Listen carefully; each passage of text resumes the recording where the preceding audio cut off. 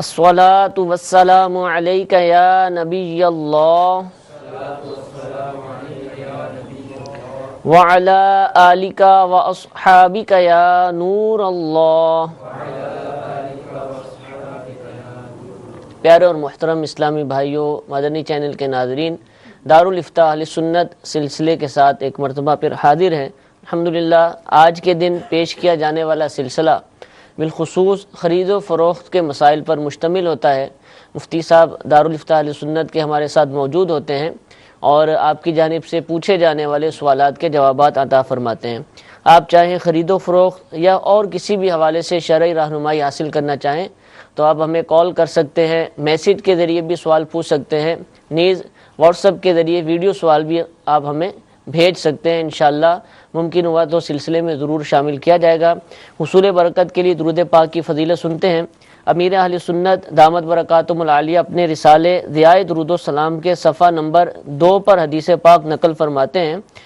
نبی کریم صلی اللہ تعالی علیہ وآلہ وسلم نے ارشاد فرمایا، مسلمان جب تک مجھ پر درود شریف پڑھتا رہتا ہے فرشتے اس پر رحمتیں بھیجتے رہتے ہیں۔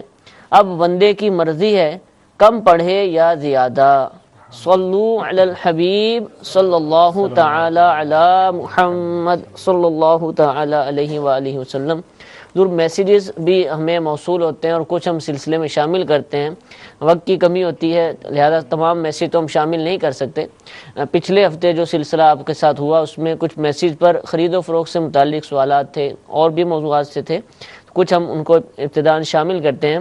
وابٹا پاکستان کا ایک مشہور ادارہ ہے، بچہ اس سے واقف ہے، مبالغے کے طور پر عرض کر رہا ہوں۔ اس کے کسی ملازم کا سوال ہے کہ ہمارے محکمے میں اگر نئی میٹر کی درخواست دینی ہو بجلی کے تو ایک فائل خریدنی پڑتی ہے، جمع کروانی پڑتی ہے، بازار میں وہ 120 روپے کی ملتی ہے اور ہم اگر اس کو سیل کرتے ہیں تو 200 روپے میں سیل کرتے ہیں، زیادہ قیمت کے ساتھ سیل کرتے ہیں، تو کیا یہ کرنا درست ہے؟ الحمدللہ رب العالمین والصلاة والسلام علی سید الانبیاء والمرسلین، اما بعد فاعوذ باللہ من الشیطان الرجیم، بسم اللہ الرحمن الرحیم۔ دیکھیے خرید و فروخت باہمی رضامندی سے ہوتی ہے۔ ٹھیک ہے۔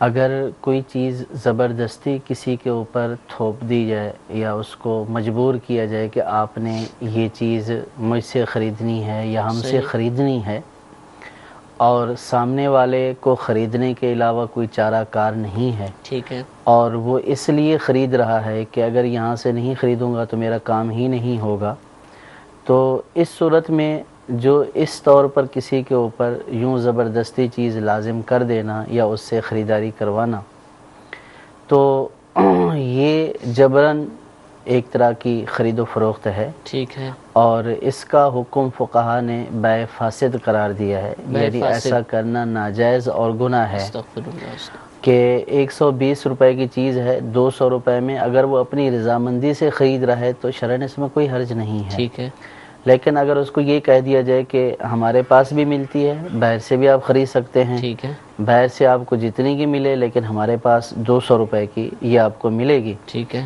اس صورت میں وہ خرید لیتا ہے تو کوئی حرج نہیں ہے۔ سہولت مل رہی ہے، اس کو سہولت مل رہی ہے کہ اس کو ہاتھوں ہاتھ مل جاتی ہے تو اس میں کوئی حرج نہیں ہے۔ ٹھیک ہے، لیکن اگر یہ کہ اس کو اس بات کا پابند کرنا کہ آپ کو یہی والی خریدنی ہے، باہر سے آپ خرید کر نہیں لا سکتے ہیں، وہ مطالبہ بھی کرتا ہے کہ میں باہر سے لے کر آتا ہوں، یہ مہنگی مل رہی ہے، اس کو یہ کرنا کہ نہیں آپ نے یہاں سے خریدنی ہے اور اس کو پتہ ہے کہ نہیں خریدوں گا تو اس کا آگے کام ہی نہیں ہوگا، تو اس ایسی جبر کے ساتھ کسی کو فروخت کر دینا یہ ناجائز اور گناہ والی بات ہے۔ ٹھیک ہے، ہاں البتہ اس میں یہ صورت ہو سکتی ہے کہ بعض اوقات جب اس طرح کے محکمے کے طور پر کام ہوتے ہیں تو اس میں ایک پورا پیکج ہوتا ہے، مختلف چیزیں ہوتی ہیں، وہ در حقیقت ایک پورا پیکج خریدنا ہوتا ہے کہ جس میں چیزوں کی قیمت وہ ایڈجسٹ کی ہوئی ہوتی ہے کہ فرض کیا کہ 4000 آپ پہلے جمع کروائیں گے اور اس 4000 میں آپ کو یہ چیزیں دی جائیں گی، تو وہ جو خریدو اب اس میں یہ ہوتا ہے کہ ادارے خریدتے ہیں تو ظاہر ہے کہ 120 کی خریدی تو 150 کی بیچ دی، 160 کی، لیکن وہ اس پورے پیکج میں شامل ہوتی ہے۔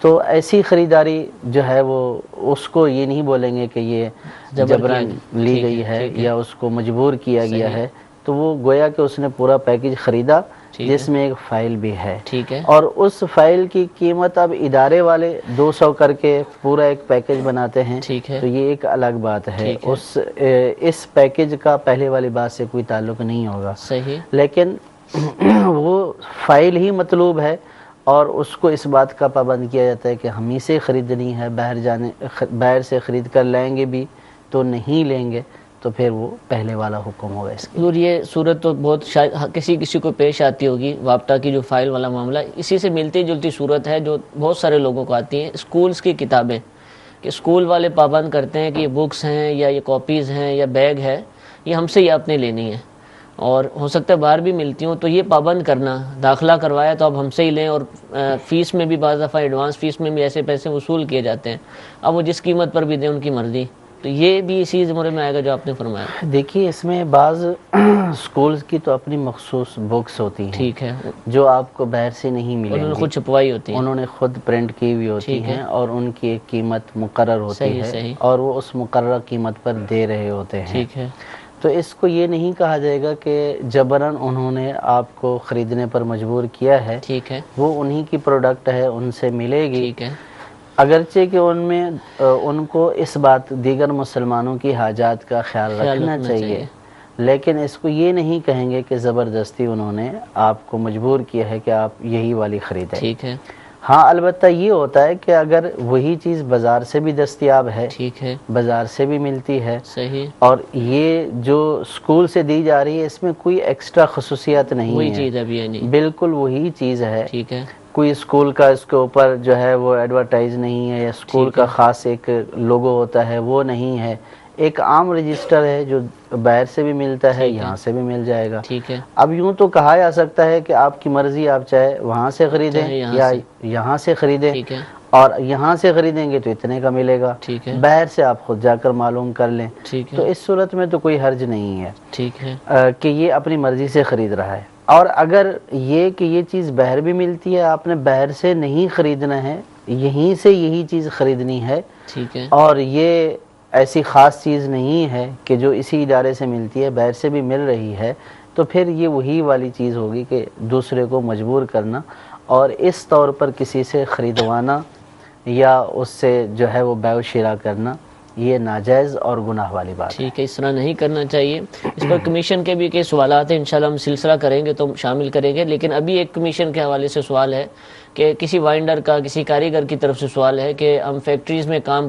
کرتے ہیں باہر سے جا کر، لیکن اندر جب کام کرنا ہوتا ہے تو وہاں جو مقررہ آفیسرز ہوتے ہیں وہ بھی ملازم ہی ہوتے ہوں گے، وہ ہم سے کمیشن لیتے ہیں، پھر وہ ہمیں اپنی فیکٹری کا یا اپنے ادارے کا کام دلواتے ہیں، تو کیا اس طرح ان کو کمیشن دے کر کام لینا یا ان کا ہم سے کمیشن لینا، کیا حکم شرعی اس کا؟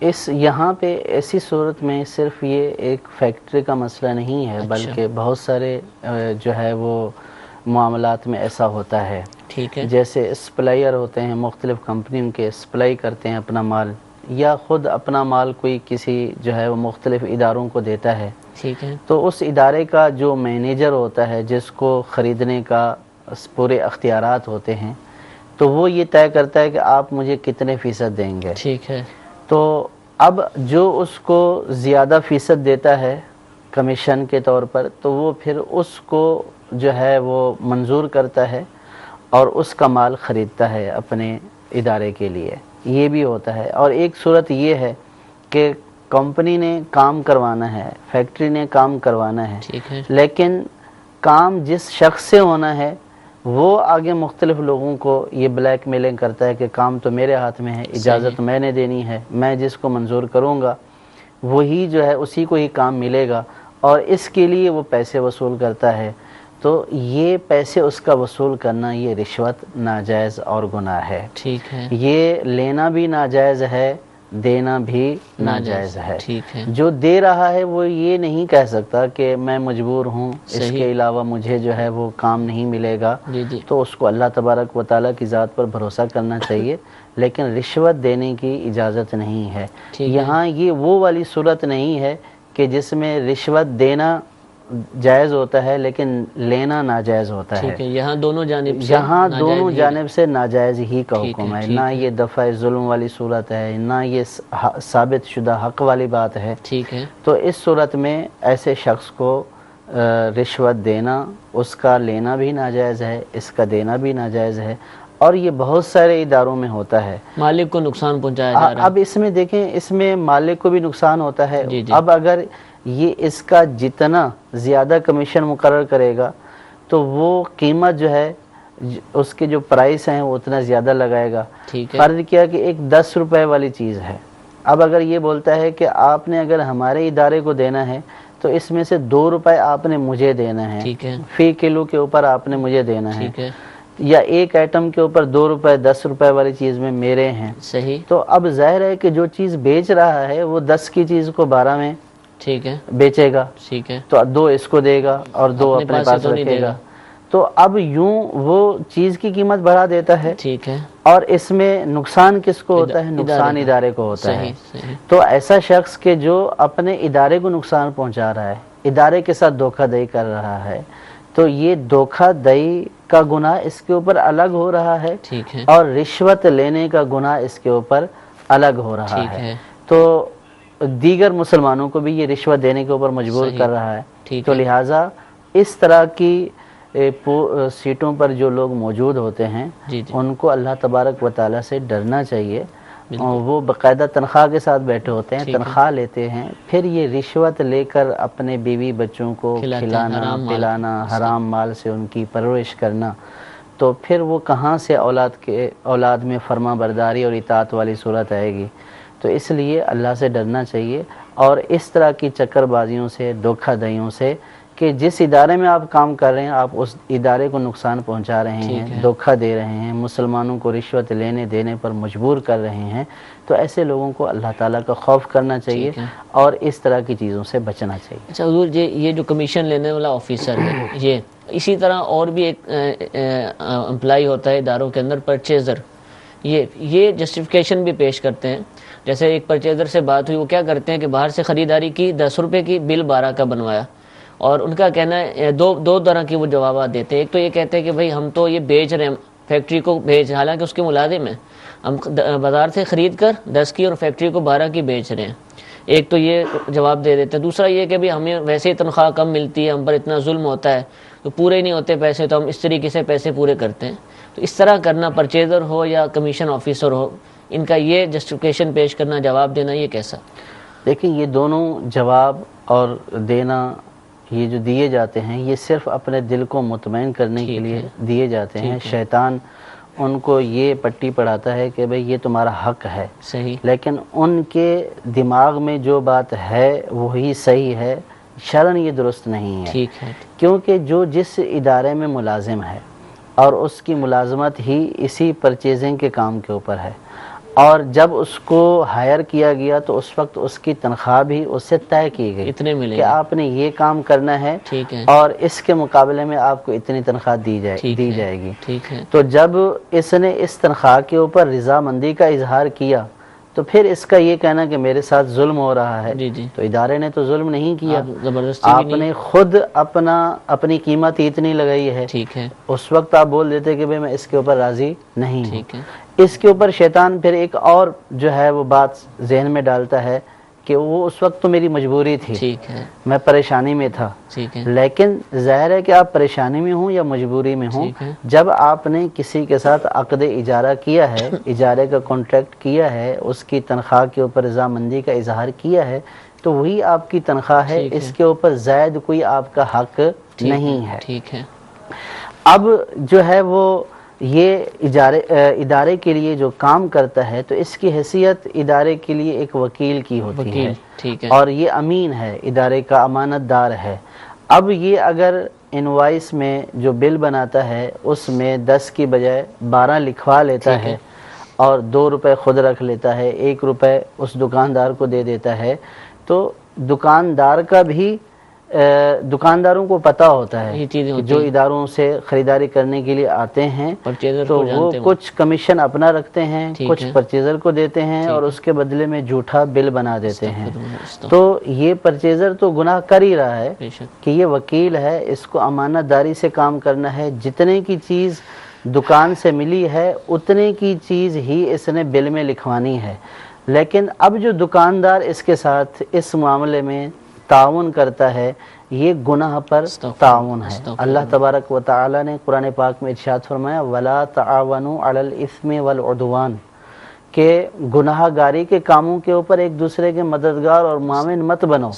تو اب یہ جو دکاندار جھوٹا بل بنا کر دے دیتا ہے تو یہ بھی اس گناہ میں شامل ہے، اور یہ شخص جو زائد رقم لیتا ہے اس کے لیے یہ زائد رقم لینا ناجائز اور حرام ہے۔ ٹھیک ہے، اس کے اوپر لازم ہے کہ یہ جتنی رقم اس نے لی ہے اتنی رقم یہ ادارے کو واپس کرے، اللہ تعالیٰ کی بارگاہ میں توبہ بھی کرے۔ ٹھیک ہے، اب اگر کسی نے ایسا کیا ہے صرف توبہ کر لیتا ہے تو صرف توبہ کرنے سے یہ بری و ذمہ نہیں ہوگا، ٹھیک ہے، بلکہ جتنی رقم ادارے کی اس نے اس طریقے سے خرد برد کی ہے، لی ہے، گویا کہ چوری کی ہے، تو وہ اتنی رقم اس ادارے کو واپس بھی کرنی ہوگی۔ ٹھیک ہے، اس صورت میں یہ بری و ذمہ ہوگا، ورنہ ورنہ یہ بری و ذمہ نہیں ہوگا۔ اچھا حضور، اس میں ایک اور طبقہ بھی ہے اور وہ زیادہ مطمئن نظر آتا ہے، کہتا ہے کہ چیز 10 کی تھی، میں نے اپنی کوشش سے 9 روپے کی خریدی ہے، مالک تو ویسے ہی 10 روپے اس کو دینے پڑنے تھے، اور یہ میری کوشش ہے، میری محنت ہے، میرا تجربہ ہے کہ میں نے 10 والی چیز 9 کی خرید کے دے دی، 1 روپیہ تو میرا بنتا ہے۔ تو ایسا بھی 10 کا بل بنوایا اور مالک مطمئن ہے کہ 10 کی تو مجھے ویسے ہی ملنی تھی اور اس کو تو کوئی نقصان بھی نہیں ہوا، تو اب یہ 1 روپیہ لے کے چلے جانا، یہ بھی وہی پہلے والی صورت ہے کہ یہ جب کسی نے کسی کو کسی کام کی خریداری کے لیے رکھا ہے ٹھیک ہے، تو یہ جو خریداری کر رہا ہے یہ اسی کے لیے کر رہا ہے۔ ٹھیک ہے، وہ چیز اگر 10 کی 12 کی مل جاتی ٹھیک ہے، تو کیا یہ 2 روپے زائد اپنی جیب سے دیتا؟ بالکل نہ دیتا، کہ یہ اگر یہ ذہن بنا کر مارکیٹ میں چلا تھا کہ یہ چیز جو ہے وہ 10 روپے کی ہی ملے گی، ٹھیک ہے، اب تو یہ کہتا ہے کہ میں نے 9 کی کروا لی تو 1 روپیہ میرا حق ہے، تو پھر اس کا عکس بھی ہونا چاہیے کہ یہ 10 روپے کی چیز ملتی تھی، اب کہیں سے نہیں مل رہی تھی، اب 12 کی مل گئی، ٹھیک ہے، تو کیا یہ 2 روپے اپنی جیب سے ادا کرے گا؟ نہیں نہیں کرے گا، یہ مالک سے لے گا۔ ٹھیک ہے، تو جس طرح اوپر یہ مالک سے لے گا، جو کم ہوئے وہ بھی مالک ہی کے کم ہوئے، ٹھیک ہے، کیونکہ یہ ذاتی طور پر تو چیز خرید نہیں رہا، ٹھیک ہے، پیسے بھی مالک کے ہیں، مالک نے اس کو رکھا بھی اپنی خریداری کے وکیل کے طور پر ہے، ٹھیک ہے، تو یہ سارے اگر وہ چیز 10 کی 5 روپے کی بھی مل جاتی، اگر وہ چیز 2 روپے کی بھی مل جاتی ٹھیک ہے، تو یہ مالک کی ہی ہوئی ہے اور یہ مالک کی طرف سے اس نے خریداری کی ہے۔ ٹھیک ہے، ہاں اگر یہ یوں چاہتا ہے تو پھر یوں کر لے کہ مالک کو یہ بولے کہ میں آپ کا وکیل نہیں ہوں، اس میں ٹھیک ہے، میں چیز آپ کو خرید کر لے کر دے دیتا ہوں، 10 روپے کی آپ کو دوں گا، پڑے گی آپ کو، باقی یہ کہ مجھے جتنے کی بھی ملے، ٹھیک ہے، یہ وضاحت کر دے، یہ وضاحت کر لے، ٹھیک ہے، اور وہ جو مالک نے اس کو اجارے پر رکھا ہے ٹھیک ہے، وہ اجارے کی صورت پھر ختم کر دے، ٹھیک ہے، کیونکہ پرچیزر کا تو جو اجارہ ہوتا ہے وہ ہوتا ہی اسی کام کا ہے، ٹھیک ہے، تو پھر وہ اجارہ ختم کر کے یہ بولے کہ میں آپ کو مارکیٹ سے ایک عام مارکیٹ میں جتنے کی چیزیں ملتی ہے اتنے کے اوپر میں آپ کوئی کو نقصان نہیں ہوگا، پرووائڈ کروں گا، ٹھیک ہے، آپ کو کوئی نقصان نہیں ہوگا، زیادہ قیمت نہیں، لیکن یہ کہ میں ذاتی طور پر خریدوں گا، ذاتی طور پر پے کروں گا، آپ کو اتنے کی پڑے گی۔ اب اگر وہ اس طرح کا ایگریمنٹ کر لیتا ہے تو اس صورت میں پھر یہ اگر ذاتی طور پر خرید لیتا ہے تو اس کی چیز ہے، اگر یہ 9 کی خریدتا ہے 10 میں بیچ دیتا ہے، 15 میں بیچ دیتا ہے بغیر کسی دھوکہ دہی کے، تو شرعاً اس میں کوئی حرج نہیں ہے۔ اچھا ویسے یہ وکیل جو ہے یہ اس کو کوشش کرنی چاہیے، ایک چیز اگر یہ کوشش کرے تو 10 والی 9 میں بھی مل جائے گی، تو یہ کوشش کرے، اس پہ لازم ہے یا بس میں لے کر آ گیا، میرا کام تھا لانا، زیادہ پوچھ پاچھ نہیں کی اور چپ کر کے لے آیا، یا جیسے اپنی چیزیں خریدنے میں بندہ یہ کوشش کرتا ہے، ریٹ معلوم کرتا ہے، 2-3 جگہ جاتا ہے، ایسا کرنا چاہیے اس کو، کیونکہ یہ بہت بڑا ایک فیلڈ ہے، پرچیزر بہت ہوتے ہیں۔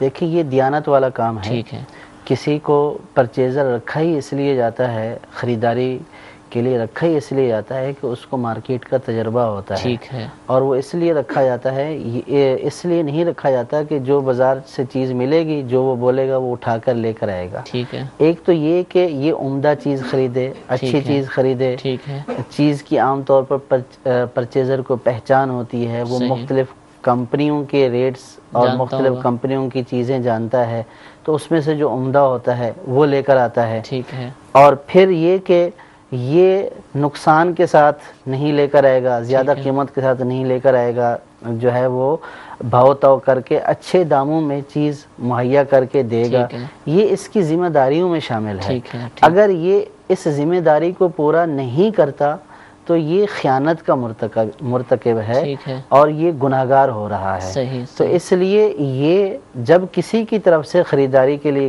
گیا ہے اور اس کو اس چیز کا معاوضہ مل رہا ہے ٹھیک ہے، کہ آپ ہمارے پرچیزر ہیں، آپ خریداری کریں گے، ہم آپ کو اس کا معاوضہ دیں گے، تو ٹھیک جب ہے۔ یہ معاوضے پر کام کر رہا ہے اور اس خریداری کے وقت کے پیسے لے رہا ہے، صحیح۔ تو اس کے اوپر لازم ہے کہ یہ اچھی طرح جو ہے وہ چیزوں کو دیکھ بھال کر خریدے، عمدہ چیز خریدے اور بھاؤ تاؤ کر کے مناسب قیمت کے اوپر جتنے کی ملتی ہے اتنی کی لے کر آئے۔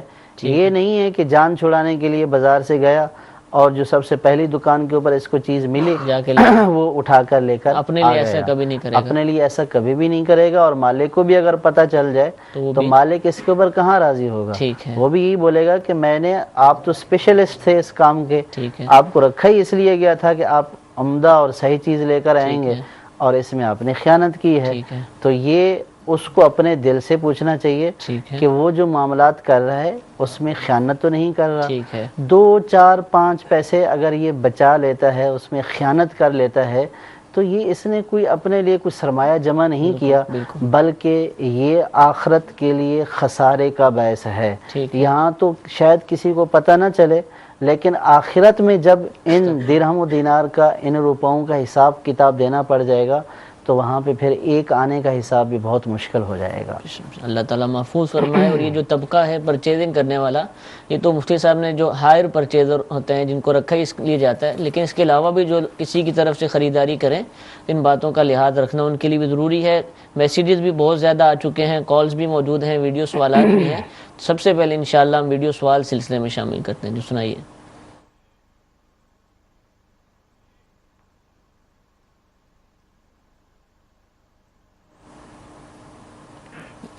میرا مفتی صاحب سے ایک سوال ہے کہ یہ پرفیوم وغیرہ بیچنا جائز ہے؟ ہم استعمال کرتے ہیں، پہلے دکھاتے ہیں، چیک کراتے ہیں، پھر اس کے بعد رکھ دیتے ہیں، کسٹمر لیتا نہیں ہے، تو یہ بیچنا صحیح ہے یا نہیں؟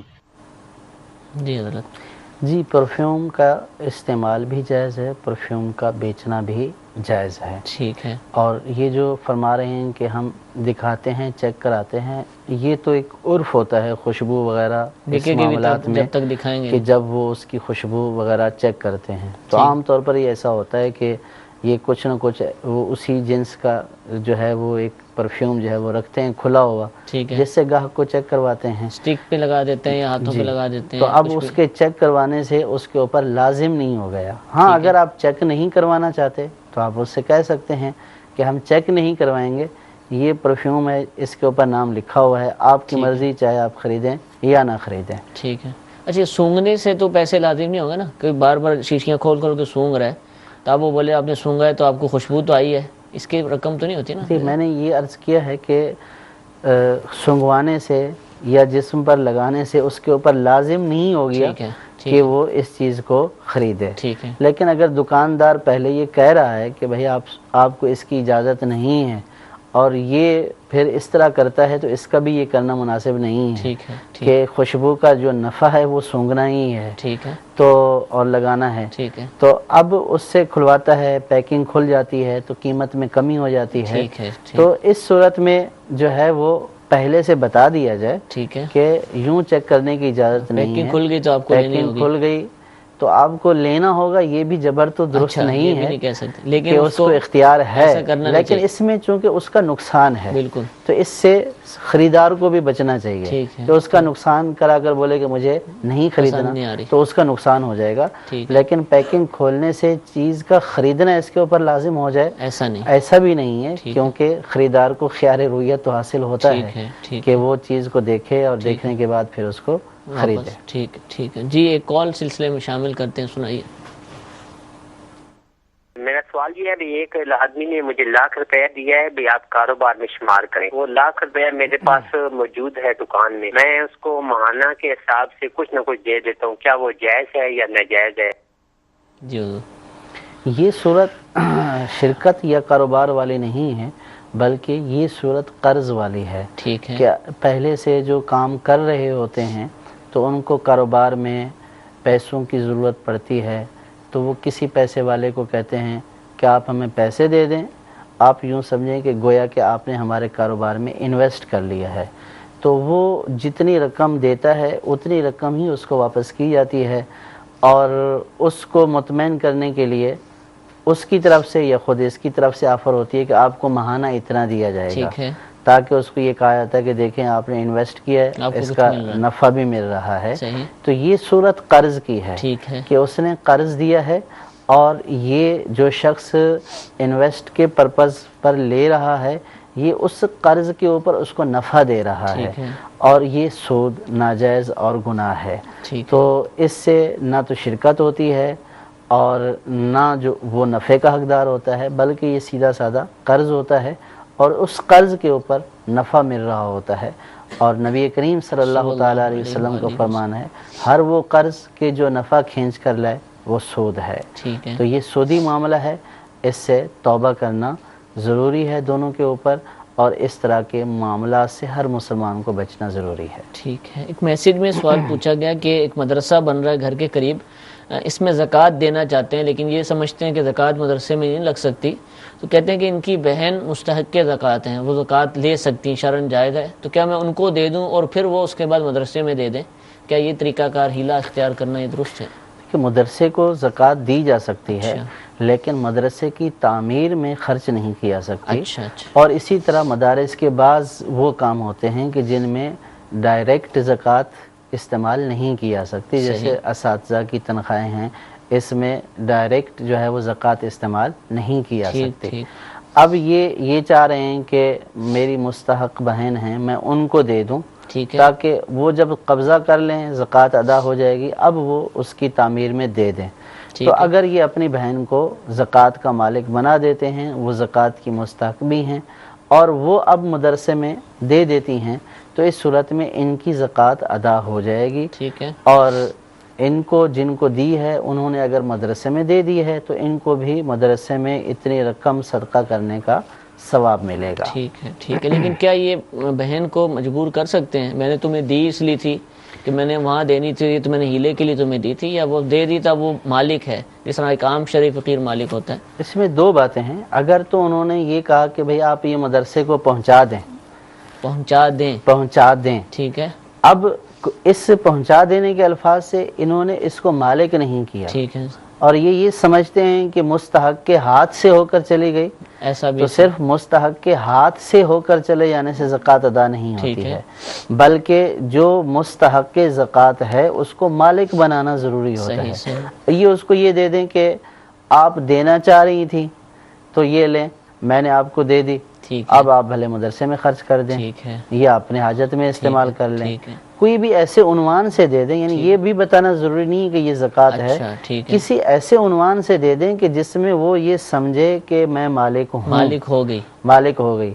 अब वो दे दे मदरसे में तो इसका देना जायज़, लेकिन इस सूरत में जब मालिक बना दिया तो देने वाले का मजबूर करना जायज़ नहीं है। ठीक कि भाई मैंने आपको इसलिए दी थी कि आप मदरसे में दें, तो फिर ये इस सूरत में ये समझ में आता है कि उसने इसको पहुंचाने का वकील बनाया, मालिक नहीं किया है उसको।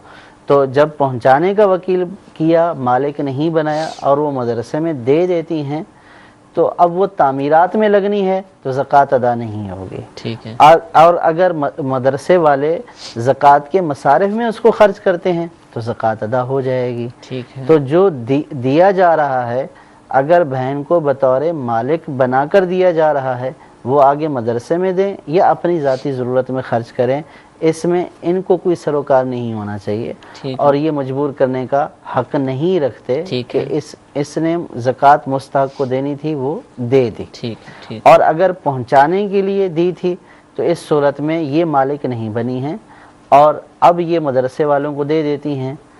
اور مدرسے والوں کو بتا دیتی ہیں کہ یہ زکوٰۃ کی رقم ہے، ٹھیک ہے، تو مدرسے والوں پر پھر لازم ہے کہ اس کو زکوٰۃ کے مصارے میں خرچ کریں۔ ٹھیک ہے، اور اگر تعمیرات ہو رہی تھی، مدرسے والوں کو اس تعمیرات میں ضرورت تھی اور انہوں نے بتایا نہیں اور خرچ کر دی ہے، ٹھیک تو ہے، اب دینے والے کا قصور ہے۔ ٹھیک ہے، اب تعمیر میں خرچ ہوگی تو زکوٰۃ ادا نہیں ہوگی، ٹھیک ہے، اتنی رقم کی زکوٰۃ ان کو دوبارہ ادا کرنی ہوگی۔ ٹھیک ہے، ٹھیک ہے جی۔ ایک کال سلسلے میں شامل کرتے ہیں، سنائیے۔ محمد افضل عرض کر رہا ہوں اٹالیا سے۔ مفتی صاحب میرا یہ سوال ہے کہ سود تو حرام ہے، لیکن بینک سے فائدہ لینے کی جو جائز صورت ہے وہ آپ بتا دیں کہ کس صورت میں آپ کو جائز فائدہ مل سکتا ہے یا کہ بالکل نہیں مل سکتا۔ ہے حضور جائز صورت بینک سے فائدہ لینا؟ کافی جائز صورتیں ہیں اچھا، بینک سے فائدہ ٹھیک لینے ہے، کی، جیسے کرنٹ اکاؤنٹ کھلوایا جاتا ہے ٹھیک تو ہے، یہ بھی بینک سے جائز فائدہ لینے کی ہے۔ اسی طرح پیسے ٹرانسفر کیے جاتے ہیں تو اس کے اوپر عام طور پر کوئی ایسی ناجائز بات نہیں ہوتی ہے۔ یہ تو فائدہ دوسرا پوچھ رہے ہیں نا کہ کوئی منافع ہو، نہیں، یہ اگر اصل تو یہ میں پوچھ رہے ہیں۔ نہیں، اگر یہ پوچھ رہے ہیں کہ مطلقاً بینک سے اچھا، کوئی بھی ٹھیک، فائدہ نہیں ہوتا، ٹھیک ہے، ہر فائدہ ہی ناجائز ہے، تو ہر فائدہ ناجائز نہیں ہے۔ ٹھیک ہے، پیسے جو اس نے سنبھالے آپ کے، جی، جو سودی معاملہ ہے، ناجائز معاملہ ہے، جس ٹھیک کو ہے، شرعاً ناجائز کہا جائے گا، ٹھیک ہے، وہ والا فائدہ ناجائز ہوگا۔ ٹھیک ہے، باقی دیگر فوائد جائز فوائد بھی ہیں، جیسے ٹھیک ہے، کرنٹ اکاؤنٹ میں آپ نے پیسہ رکھوایا تو یہ اس کا جائز فائدہ ہے۔ ٹھیک ہے۔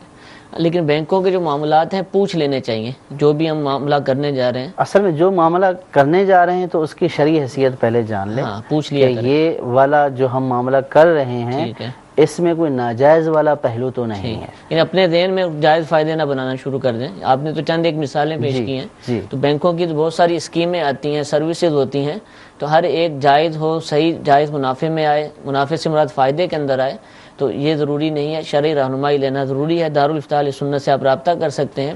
یہ ایک ویڈیو سوال چلائیے۔ مفتی صاحب میرا سوال یہ ہے کہ کیا اذان کا جواب دینا واجب ہے؟ اگر کوئی شخص اذان کا جواب نہیں دیتا کیا وہ گناہ میں ہے؟ جی حضرت، اذان پر سوال آ گیا۔ جی، اذان کا جواب دو طرح سے ہے۔ ایک تو ہے کہ زبان سے اذان کا جواب دینا، مؤذن جو کلمات کہے انہی کلمات کو دہرانا، ٹھیک ہے، یہ مستحب ہے۔ مستحب، جی، بہترین یہ عمل۔ ہے قول کے ذریعے جواب دینا۔ ٹھیک ہے، اور ایک ہوتا ہے فعل کے ذریعے جواب صحیح دینا۔ صحیح، یعنی اذان اس لیے دی جاتی ہے کہ جن کے اوپر جماعت واجب ہے، کوئی عذر شرعی نہیں ہے، وہ آئیں اور مسجد میں آ کر جماعت کے ساتھ نماز ادا کریں۔ ٹھیک ہے، اب جس نے اذان سنی اس کے اوپر واجب ہے کہ وہ مسجد میں آ کر جماعت کے ساتھ نماز پڑھے، جس پر جماعت واجب ہے۔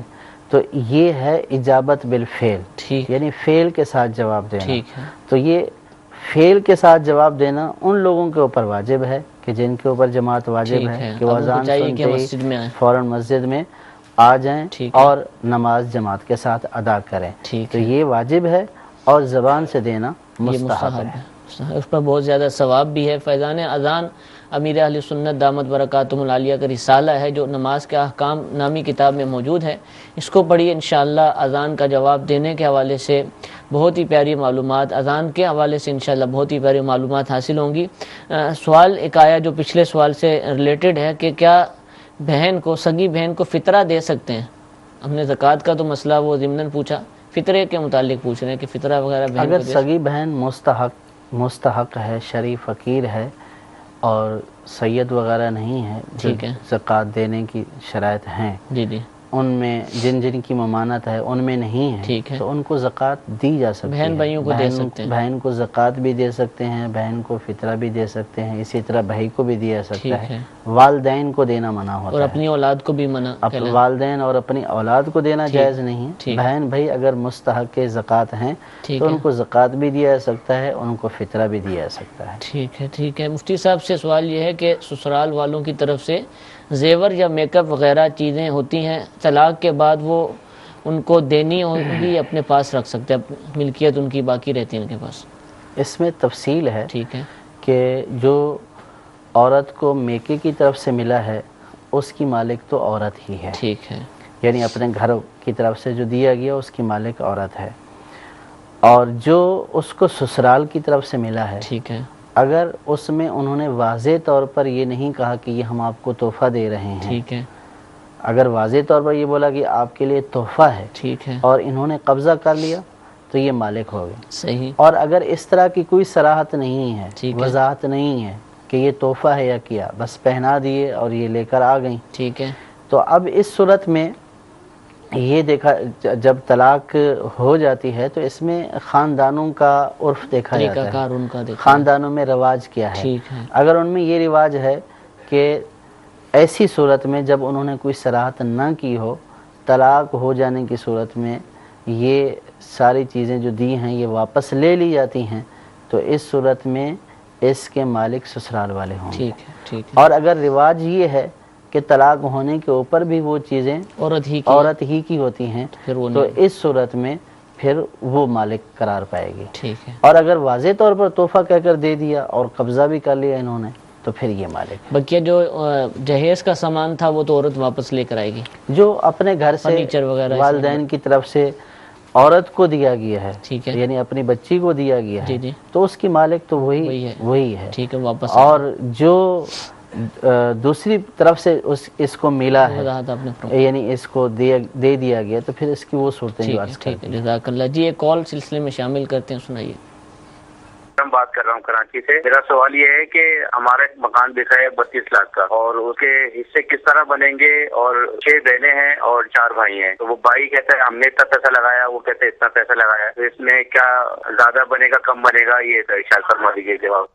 ایک تو حصے کتنے بنیں گے یہ سوال ہے، اور دوسرا جو جھگڑا ہوتا ہے عام طور پر کہ بھائی کہتا ہے میں نے پیسے لگایا، دوسرا کہتا ہے میں نے لگایا، میں والد کے ساتھ تھا، یوں کیا اس میں حکم شرعی؟ یہ تو تفصیلی معاملہ ہے. اصل میں اس میں پہلی بات تو یہ ہے کہ عام طور پر جو وراثت کا سوال پوچھتے ہیں تو وہ اپنے اعتبار سے ورثاء کا تعین کر رہے ہوتے ہیں ٹھیک ہے، کہ صرف بہن بھائی ہیں. اب ہو سکتا ہے کہ مرنے والے کے والدین بھی اس وقت زندہ ہوں، ٹھیک ہے، تو اس صورت میں والدین کوئی بھی اس ایک کے ہو، حقدار ہوں گے، ٹھیک ہے، یا کوئی ایک موجود ہو تو وہ ٹھیک ہے، حقدار ہوگا. ٹھیک ہے، تو جو جتنا حصہ اس کا بنتا ہے اس کی طرف بھی جائے گا. ٹھیک ہے، اب اگر یہ جواب دے دیا جائے کہ صرف بہن بھائی ہیں ٹھیک تو ہے، یہ مناسب نہیں ٹھیک ہے. اور پھر جو ان کی تقسیم کی صورت ہے، بہن بھائیوں والی صورت میں تو حصے واضح ہیں، ٹھیک ہے، لیکن چونکہ دوسرا احتمال موجود ہے والدہ کہ ابھی کوئی پورے اور ورثاء کی تفصیل نہیں ہے، تو اس لیے ان کو دارالفتاء اہل سنت سے جا رابطہ کر کرنا چاہیے، یہ مسئلہ پوچھنا ہوگا، جانا چاہیے ان کو. جی جانا ہوگا. اور دوسری اس میں یہ تفصیل ہے کہ یہ جو بیان فرما رہے ہیں نا کہ بہن بھائیوں نے پیسے لگائے ہیں، ٹھیک ہے، یہ ایک الگ معاملہ ہوتا ٹھیک ہے، کہ والد کی موجودگی میں لگائے ہیں، والد کے کہنے سے لگائے ہیں، اجازت سے لگائے ہیں، ٹھیک ہے، خود سے کسی نے لگائے ہیں. ٹھیک ہے، بعض اوقات ایسا ہوتا ہے کہ بچوں کی شادی ہوتی ہے تو کسی کو ضرورت ہوئی تو اس نے اوپر مکان بنا دیا، پھر ٹھیک ہے، دوسرے نے اس کے اوپر ٹھیک بنا ہے. دیا.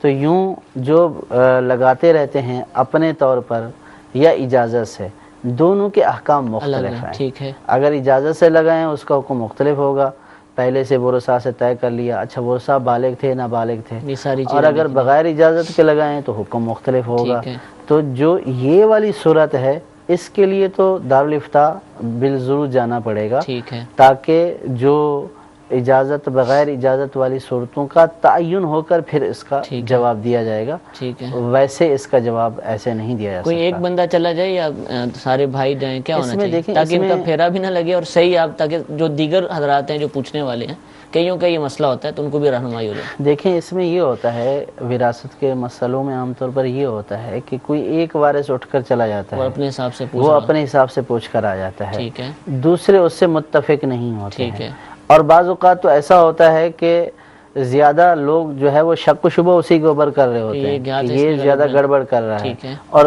مسئلہ بھی وہی پوچھ کر آ جاتا ہے. ٹھیک ہے، تو پھر وہ دوسری پارٹی یہ کہتی ہے کہ یہ اپنے مولوی صاحب سے پوچھ کر آ گئے، ٹھیک ہے، ہم اپنے مولوی صاحب سے پوچھیں گے. ٹھیک ہے، تو ہوتا یہ ہے کہ یہ کچھ صورتحال بتاتا ہے ٹھیک ہے، اور دوسرے جا کر اس کچھ کے اور برعکس بتاتے ہیں. ٹھیک ہے، اب جو مفتی کو بیان کیا جائے گا وہ اس کے مطابق جواب دے گا. اس نے یہ صورت بتائی تو اس کو اس کا جواب دیا ٹھیک گیا، ہے، دوسروں نے دوسری صورت بتائی تو اس کا جواب اس کو دوسرا دیا گیا.